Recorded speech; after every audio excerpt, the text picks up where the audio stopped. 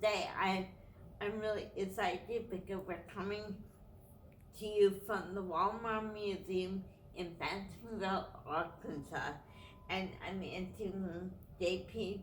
McCory, who's an associate here. So welcome, JP. Thank you, Liz. Happy to be here.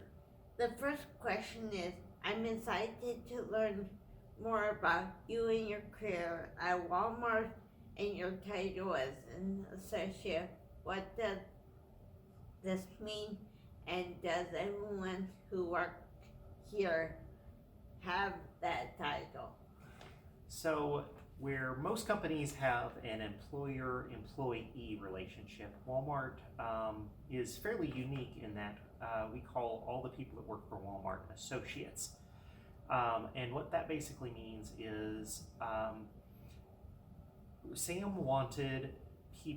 Mr. Sam, who's the founder of Walmart, wanted people who worked at Walmart to feel like they were contributors in that space. So encourage them to be merchants and to, in the stores and clubs, to put forth extra effort to try to sell particular items or to make their departments better and to try out new experiments and ideas, and reward people who did that type of thing well. Can you tell us a little bit about your disability and how you talk publicly about your disability instead of hiding your disability at work?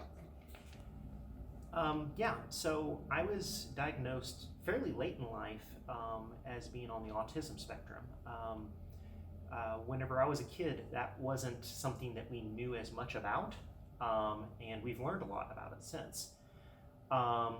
Initially, whenever I got the diagnosis, I spent quite a bit of time learning what that actually meant for me.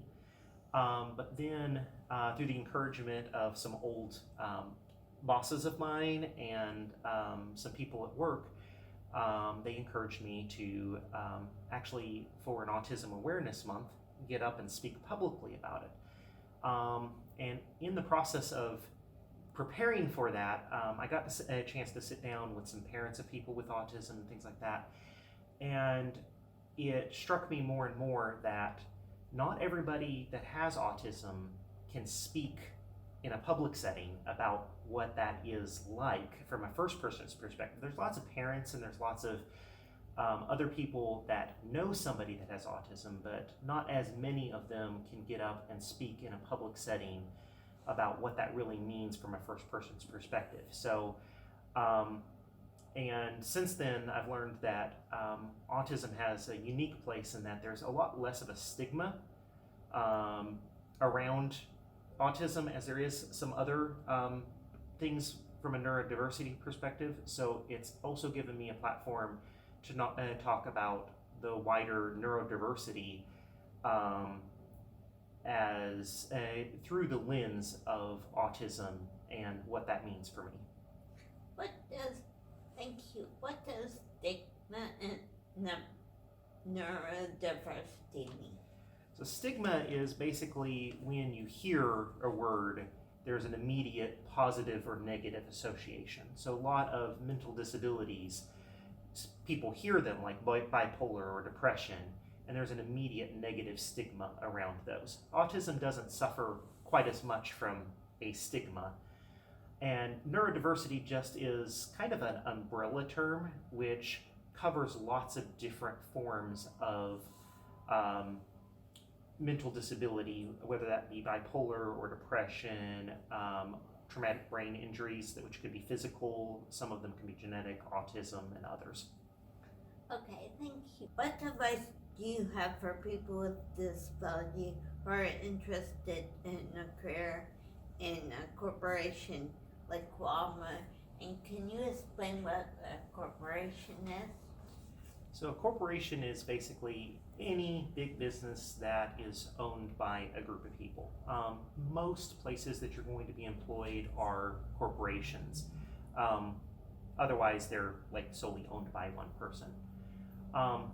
As far as advice, first thing, you always want to figure out what it is that you want to do, what you're good at, what those skills are. and lean into those and play on those skills. For people that have autism, an important thing to do is also talk to your friends and family about how best to present those skills, and also how to interview well. Because for a lot of people with autism, the interview process can be a hurdle in the way that a curb might be to a person in a wheelchair, as far as a barrier to entry. Work with the person that you're interviewing with to emphasize what your skills are and what value you can offer to that company, so that they can see you for the value that you'll add to that company. Great advice. Thank you. And thank you and have a wonderful day. And thanks again, JP. Thank you, See Liz. you next week. Bye.